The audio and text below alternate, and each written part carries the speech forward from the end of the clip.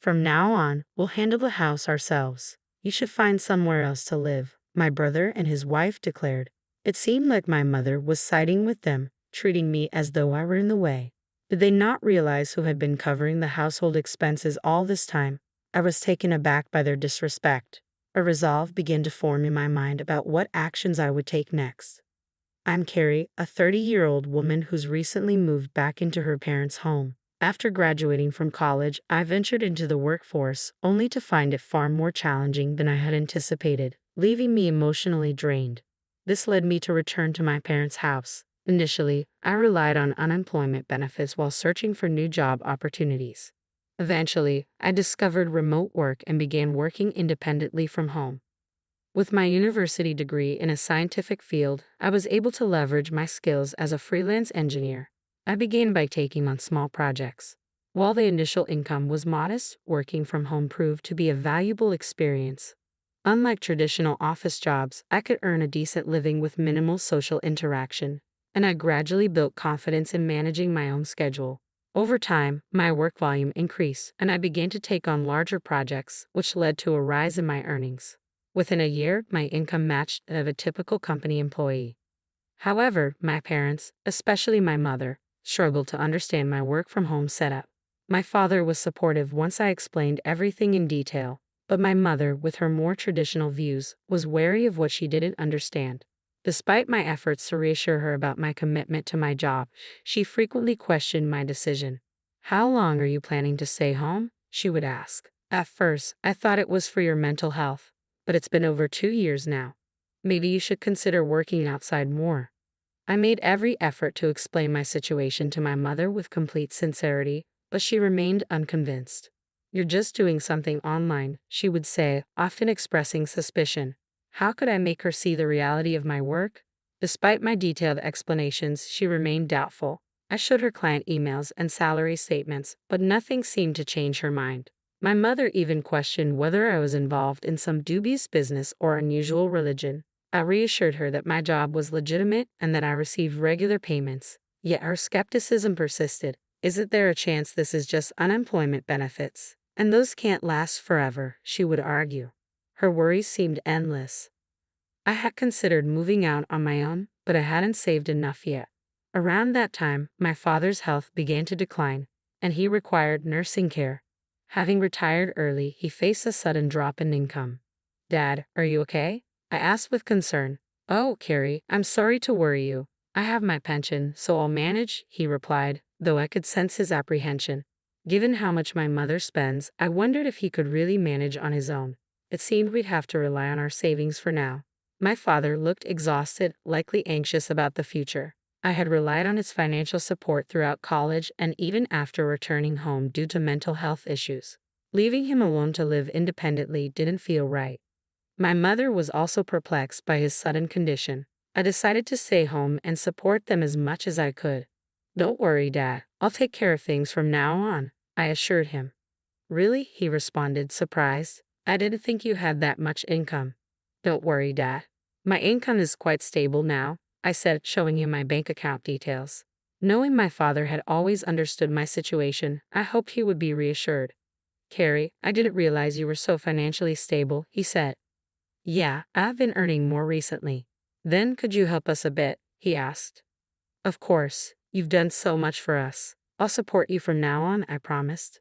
"Thank you, Carrie," he said, visibly relieved. I began covering the household expenses, my father's medical bills, and numerous other costs. Each month, I transferred a set amount to my father's bank account to help manage the household finances.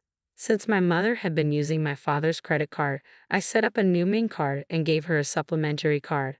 My father saved as much as he could and encouraged my mother to do the same. When he suggested we needed to cut back, my mother protested. "So, what? Should we kick Carrie out? She's helping us financially. It would be much harder without her." Despite my mother's skepticism and suspicion about my support, my father eventually convinced her to let me stay. I continued to work while assisting at home. However, my mother took my help for granted and became very demanding. "Can't you finish your chores faster?" she would snap. "Sorry, but it's challenging since I'm working at the same time," I would respond. "You keep saying that, but is it really so hard?" she would question. My mother didn't seem to understand or listen to my explanations. I began to feel that our relationship was becoming irreparably strained. Thankfully, my father recognized and appreciated my efforts, which provided some comfort. We managed this arrangement for a year, but then my father suddenly fell ill and required daily hospitalizations. I visited my father in the hospital and greeted him with a warm smile. "Hey, Dad, how are you feeling today?" "Thank you for coming, Carrie. It doesn't look like things are going to improve soon, but I hope it's not too much of a burden for you," he replied. "Don't worry about that," I said reassuringly. "Taking care of you isn't a burden at all, but I can see that things between you and Mom have been strained. Since my father's hospitalization, my relationship with my mother had worsened.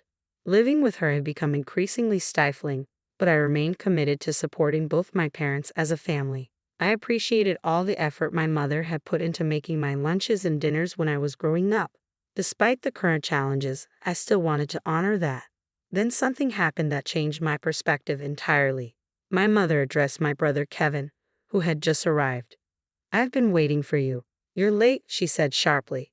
"Sorry, Mom. I've been really busy," Kevin replied. "Hi, mother-in-law," Mary greeted. "Hello, Mary. Thank you for coming," I replied, still in shock. I approached my brother Kevin and his wife Mary, who both gave me a frosty look. Then, out of the blue, my brother said, "We're going to be living here too from now on." "Wait, what? Why?" I asked, taken aback. Mom was concerned. She thought it might be too difficult for you to manage the house on your own while Dad's in the hospital, he explained. I turned to my mother, hoping for some clarification, but she simply looked away. "I see," I said, trying to process the situation. My brother continued, "We hope this will help ease Mom's worries. We'll support you, Carrie." Mary, with a hint of a smirk, added, "I had a feeling there was more to this decision than just helping Mom." My mother said, "Thank you both for coming. Carrie, I hope you're prepared to contribute a bit around the house. Otherwise, it might be difficult for you to stay here."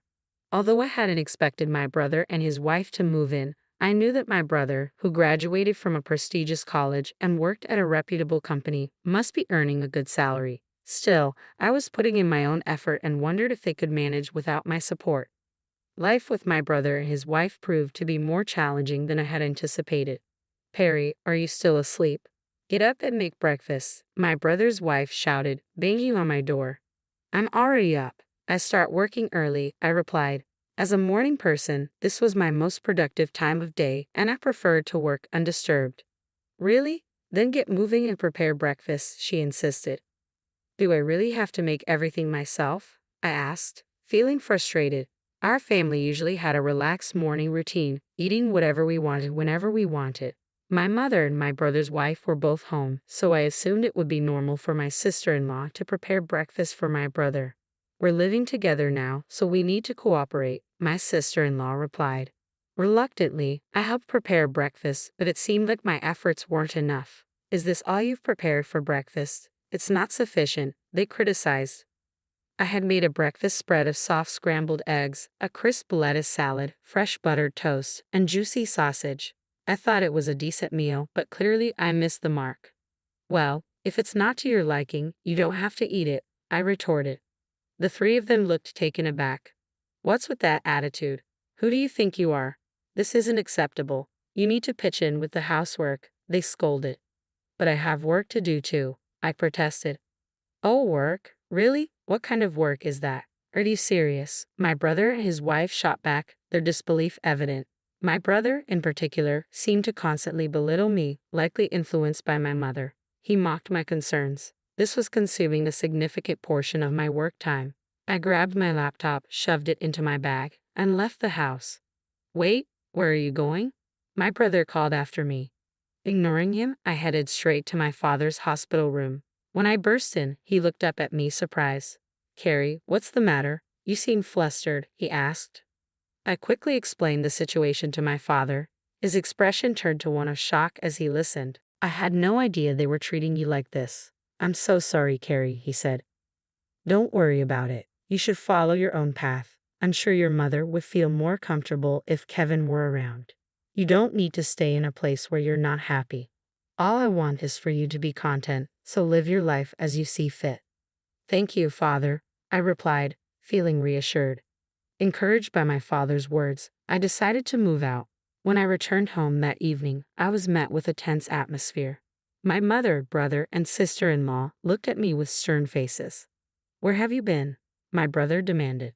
"Kevin, weren't you supposed to be at work?" I asked. "Because of you, I had to take the day off," he retorted. "Taking a day off for that reason seems excessive," my sister-in-law added. Inside, I was taken aback by how easily my brother took a day off work. It seemed incredibly irresponsible to me. As the evening went on, the tone of my brother and his wife grew increasingly harsh. "Just leave," my brother said abruptly. "Why?" I asked, startled by his sudden hostility. "What's going on?" "From now on, the three of us will be living together," my brother continued. "If you don't want to stay, then you should go. We don't need someone like you, who only adds to the tension, to be a part of this." My brother and his wife made it clear they wanted me out. "Carrie, this is enough," my brother said firmly. "Now that your father isn't here, you don't need to stay." For some reason, my mother, like my brother and his wife, began to view me as a hindrance. Did she not realize how much I contributed to the family's finances? She regularly indulged in branded goods, but how would she cope if her spending money was cut back? I was infuriated. No matter how many times I tried to explain my role, my mother, brother, and sister-in-law ignored me. Their rudeness was too much to bear, so I decided to take a drastic step. I first transferred the funds from the bank account linked to my mother's credit card into an account that I controlled. I wanted to see her reaction when she found she couldn't use her card. Additionally, I moved some money from my father's account, which was meant to cover family expenses, to the same account. Only my father's medical expenses could still be paid from his separate account, which my mother was unaware of. As a result, a significant portion of the family's financial responsibility shifted to my brother and his wife. Although I didn't know the details of my brother's income, I was certain he would feel the impact more than ever. After completing all the necessary arrangements, I packed up my belongings and announced, "I'm leaving this place." My mother, brother, and sister-in-law were visibly shocked by my words. They had harassed me relentlessly but hadn't expected me to actually take action. Their surprised expressions were almost satisfying. "Finally leaving, are you? I've never met someone so troublesome. You won't be coming back, will you?" my brother said, his tone dripping with disdain. Their constant belittling was astonishing. "Of course not. Don't bother contacting me," I replied firmly. As I left, they gave me condescending smiles, but I couldn't help wondering how they'd feel once I was gone. I smiled inwardly as I began my new chapter. My new home was tranquil, and I could enjoy my own space. I felt completely rejuvenated and found myself able to focus on my work like never before. One day, just as I expected, I received a call from my brother. "I told you not to contact me," I answered. "What's going on?" he asked, his voice edged with urgency. "I heard you were responsible for handling all the money transactions at the family home. Is that true?" His surprise was evident. "Yes, that's correct," I confirmed. "Why are you asking now? Why did you tell me about this? We had no clue." I did mention several times that I was working, but neither you nor Mom seemed to believe me. "Well, Mom said a lot of things and I was confused, so it's not entirely my fault, right?" "No, it's not, but I'm facing a financial problem. Mom's been spending excessively, and on top of that, we haven't been able to cover the house utilities and other expenses. I was able to manage everything because I was supporting you in many ways. Now that I'm not living there, you need to handle it. Carrie, I really need your help to transfer some money to my account." "What? Please, can you transfer some funds right away?" "You've got to be kidding. You work for a big company, don't you?" "Actually, I was let go from that job." "What? Why?" "I made a big mistake," my brother admitted. "Was that before you moved back into our parents' house?" I asked. His response left me momentarily speechless. I suspected my brother had returned to our parents' house under the assumption that there was ample money available. He likely thought the household would be supported comfortably by my father's pension after his retirement. It was tempting to tell him that I had been managing the family finances, even though it appeared I was doing nothing. I could almost picture his surprise upon realizing that I had been keeping the household finances afloat while he had assumed everything was stable. The same went for my brother's wife and my mother. "We need your help," my brother's wife said urgently. "Our savings are nearly depleted."